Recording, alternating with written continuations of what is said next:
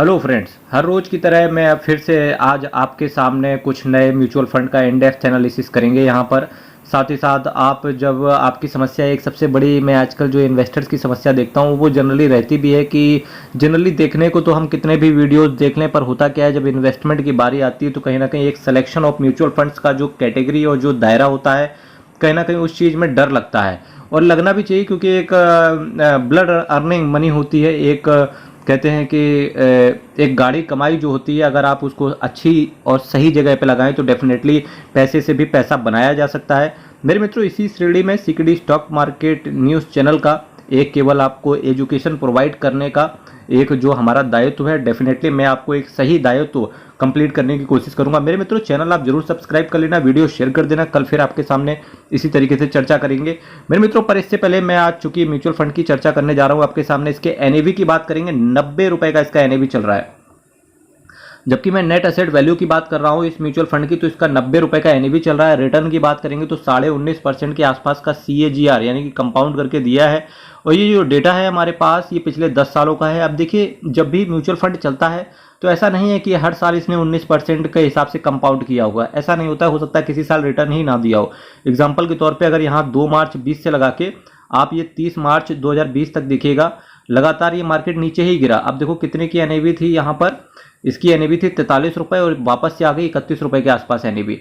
लेकिन वहीं जब शेयर्स की बात आती है तो भाई शेयर्स ऑलमोस्ट आधा, लार्ज कैप तो आधा परसेंट टूट गए थे, यानी कि 50% के आसपास तो लार्ज कैप टूट गया था। स्मॉल कैप की तो बात ही छोड़ दो, माइक्रो कैप कैटेगरी तो खत्म ही हो गए थे, है ना। तो होता क्या है, पर लॉन्ग टर्म में जब आप एक म्यूचुअल फंड को बात करते हो तो देखिए लॉन्ग टर्म में मार्केट को ऊपर ही जाना है। तो जब ऊपर ही जाना है तो डेफिनेटली एक अच्छा रिटर्न आप म्यूचुअल फंड से भी जनरेट करके ले जा सकते हो अपने घर। 4 आउट ऑफ 5 वैल्यू रिसर्च ने इसको रेट किया है। पंकज त्रिब्रेवाल साहब आपके फंड मैनेजर रहेंगे। अब ये फंड मैनेजर का काम क्या होता है आपको पता होगा। 3 महीना होगा, 6 महीने हो गया, 1 साल हो गया, 3 साल हो गया या 5 साल हो गया, रिटर्न आपका देखिए पॉजिटिव ही इस म्यूचुअल फंड ने डिलीवर करके दिया है। और रिस्क आपका वेरी हाई रहता है म्यूचुअल फंड में, तो ये आपको पता होगा। और अभी मैं जिस म्यूचुअल फंड की बात कर रहा था उसका नाम है Kotak emerging equity fund direct plan growth. 25,971 crore का एसेट साइज है, बहुत बड़ा फंड हाउस है भाई, बहुत बड़ा फंड हाउस है ये कोटक इमर्जिंग और कोटक म्यूचुअल फंड। और साथ ही साथ इस फंड हाउस का जो ये कैटेगरी है ये एक मिड कैप की कैटेगरी है। इमर्जिंग इक्विटी का मीन्स इस फंड ने रखा है कि मिड कैप कैटेगरी का है, और इस मिड कैप कैटेगरी में एक बहुत बड़ा एसेट साइज इस फंड के अंदर है। एक्सपेंस रेशियो 0.41% का है, 7.96% का कैश होल्ड करके चलते हैं। एक अच्छा फंड हाउस है, एक डिसेंट फंड हाउस है। 1% का एग्जिट लोड लेंगे आपसे अगर आप 365 दिन के अंदर निकलने की कोशिश करोगे तो। Nifty mid cap 150 total return index को इन्होंने सेलेक्ट करके रखा हुआ है। देखिए सेक्टर रोटेशन भी आपका पास रहेगा। इसके साथ साथ supreme industry, Schaeffler India, Cummins India, persistent systems जैसी कुछ दिग्गज कंपनियों के अंदर आपका पैसा जाएगा। इसके साथ साथ कोटक महिंद्रा म्यूचुअल फंड के एसेट मैनेजमेंट कंपनी की बात करूंगा तो 2,96,168 करोड़ का इसका एसेट साइज है। 123 स्कीम को टोटल ये मैनेज करके चल रहे हैं।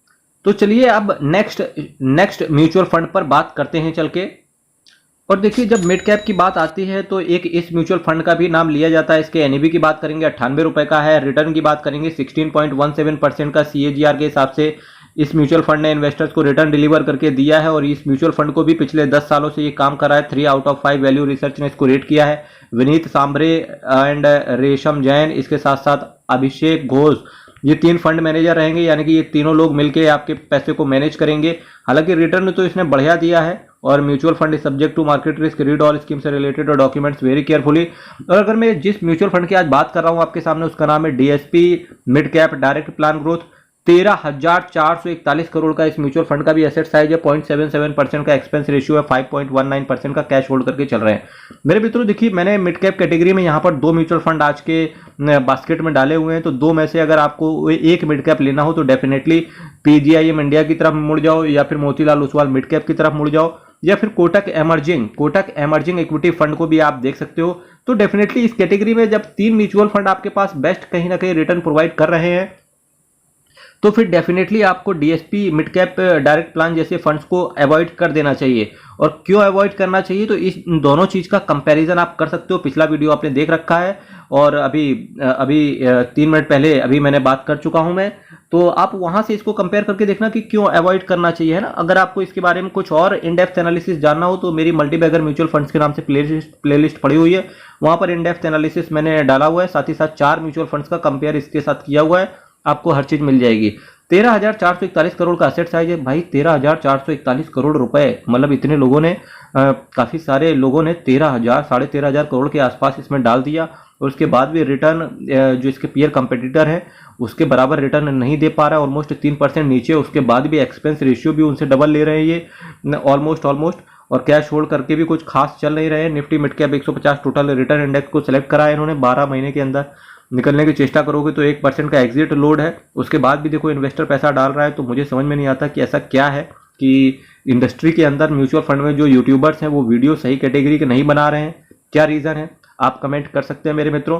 पर अगर आप, चूंकि मैं देखो प्रूफ दिखा रहा हूं ना आपको, इससे पहले मैंने कोटक इमर्जिंग के बारे में बात करी, इससे तगड़ा रिटर्न दिया, इससे कम उसका एक्सपेंस रेशियो, एनएवी भी उसका ठीक है, ड्यूरेशन भी उसका ठीक है, एसेट साइज भी उसका ठीक है, ठीक।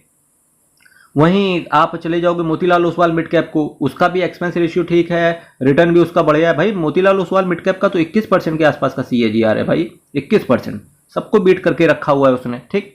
तो ये चीजें हैं, कहीं ये चीज पे आपको ध्यान देना पड़ेगा थोड़ा सा। इसीलिए मैं बोलता हूँ गुरु कि जब इन्वेस्टमेंट करने का बारी आ जाए ना तो पैसे को बहुत सोच समझ के खर्चा किया करो, चाहे वो रेगुलर की लाइफ में हो, चाहे वो रेगुलर लाइफ के अंदर हो, और चाहे वो इन्वेस्टमेंट का जब बारी आ जाए ना तब चाहे वहां हो, कि जब आप इन्वेस्टमेंट की बारी आती है ना तो एटलीस्ट 2-4 म्यूचुअल फंड्स का कंपेयर करके देख लो कि कहीं आपको अच्छा रिटर्न दूसरे फंड्स तो नहीं दे रहे हैं। तो जब ये सारी चीजें जब आप करके एक किसी भी म्यूचुअल फंड हो या किसी भी एग्जाम में जब जाते हो पूरी प्रिपरेशन के साथ, तो डेफिनेटली परफॉर्मेंस अच्छा देते ही हो।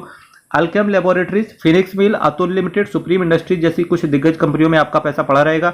और डीएसपी की अगर मैं ऑल इन ऑल बात करें तो देखिए डीएसपी म्यूचुअल फंड 1,11,896 करोड़ का इनका असेट अंडर मैनेजमेंट है, 129 स्कीम को टोटल ये मैनेज करके चल रहे हैं। इसी श्रेणी में मैंने मित्र जो नेक्स्ट म्यूचुअल फंड रखा हुआ है उसका एनएवी 56 रुपए का है। रिटर्न की बात करेंगे तो देखो रिटर्न देखो 20% के CAGR के हिसाब से इस म्यूचुअल फंड ने रिटर्न इन्वेस्टर्स की झोली में डाला हुआ है। और टाइमिंग की बात करेंगे 9-10 साल इस म्यूचुअल फंड को हो चुका है। वैल्यू रिसर्च की बात करेंगे तो 3 आउट ऑफ 5 रेट किया गया है। विहांग नायक एंड वेणुगोपाल मंगल साहब आपके फंड मैनेजर रहेंगे, यानी कि यही दोनों बंदे आपके पैसे को मैनेज करेंगे। इसके साथ साथ देखते जाओ इसके साथ साथ जिस म्यूचुअल फंड की मैं आपके सामने बात कर रहा था उसका नाम है HSBC small cap fund direct plan growth, 9,163 crore का असेट साइज है, 0.74% का एक्सपेंस रेशियो है, 1.90% का कैश होल्ड करके चलते। देखिए एक स्मॉल कैप कैटेगरी की बात करी मैंने, जब भी स्मॉल कैप कैटेगरी में बात आई, देखिए आज मैं साथ साथ जब मैं एक बास्केट तैयार करता हूं ना तो देखो थीम सेम रखो, पर अगर आपको दूसरे म्यूचुअल फंड्स अच्छे मिल रहे हैं तो डेफिनेटली आप वहां विजिट कर जाओ, ठीक। अब होता क्या है, देखिए HSBC स्मॉल कैप की बात कर रहा हूं तो कहीं ना कहीं इससे अच्छा SBI स्मॉल कैप है, ठीक, उससे भी अच्छा निप्पॉन इंडिया स्मॉल कैप है, उससे भी अच्छा आपका टाटा स्मॉल कैप है, उससे भी अच्छा आपका निप्पॉन इंडिया स्मॉल कैप है। तो जब इतने भतेरे भतेरे पड़े हुए हैं तो आप जब दूसरे म्यूचुअल फंड में ऐसा क्या हो जाता है कि जब इन्वेस्टर से चला जाता है, क्योंकि 9,163 करोड़ का सेट साइज इस फंड का भी है, यानी कि इतना पैसा इन्वेस्टर्स ने इस फंड के अंदर भी डाला है। और देखिए इंडस्ट्री से आप कम रिटर्न ले रहे हो तो हो सकता है ये मैं आपकी गलती नहीं कहूंगा, क्योंकि फाइनेंस का नॉलेज अभी कहीं ना कहीं बहुत लोगों को फाइनेंस का कम नॉलेज है, स्पेशली भारत देश के अंदर। टेक्नोलॉजी का नॉलेज लोगों को होता है, सबको पता है कि बल्ब को होल्डर के अंदर कैसे लगाना है, मोबाइल कैसे ऑपरेट करना है, ये सबको पता है। पर मेरे ख्याल से मेरे मित्रों की शायद 2-4% ही आबादी ऐसी होगी, स्पेशली अगर मैं वुमेन को छोड़ दूं तो, क्योंकि एक वुमेन को या एक गर्ल को या एक बोल दो कि जो फीमेल जो कैटेगरी है उनके अंदर गॉड गिफ्टेड होता है कि उन्हें पता होता है कि किस तरीके से पैसे को मैनेज करना है। पर जो मेल कैटेगरी में मैं बात करूंगा उसके मुश्किल से रहते होंगे 2-4% ही लोग जिन्हें कैश को अच्छे से मैनेज करना आता होगा, ठीक। तो बस कैश को मैनेज करना मेरे मित्रों ये भी एक कला है, ये भी एक आर्ट है, art as well as science. ये मैं नहीं कहूंगा कि ये कला है कि आर्ट है साइंस है, भाई कला साइंस को अलग रखो, ये एक कॉमर्स ही है। कैश को मैनेज करना सिर्फ एक कॉमर्स है, तो ये आपको ध्यान देना पड़ेगा, इस चीज के बारे में आपको सीखना पड़ेगा। और मैं आपके लिए हर रोज कुछ ना कुछ म्यूचुअल फंड्स के माध्यम से सिखाने की कोशिश करता हूं। 1.90% का कैश होल्ड करके चलते। Nifty small cap 250 total return index को इन्होंने सेलेक्ट करके रखा हुआ है। 1 साल के अंदर निकलने की चेष्टा करोगे तो आपसे 1% का एग्जिट लोड ले लिया जाएगा। इसके साथ साथ कुछ शेयर्स की बात करेंगे। Apar Industries, KPR Mill, KEI Industries, Indian Bank, Carborundum, Universal जैसी कुछ दिग्गज कंपनियों में आपका पैसा पड़ा रहेगा। अगर एचएसबीसी एसेट मैनेजमेंट कंपनी की बात करेंगे यहाँ पर, तो अगर मैं असेट मैनेजमेंट कंपनी के बारे में बात करूं तो 86,993 करोड़ का असेट अंडर मैनेजमेंट है। 115 स्कीम को टोटल ये मैनेज करके चल रहे हैं। चलिए नेक्स्ट शेयर पर चलते हैं।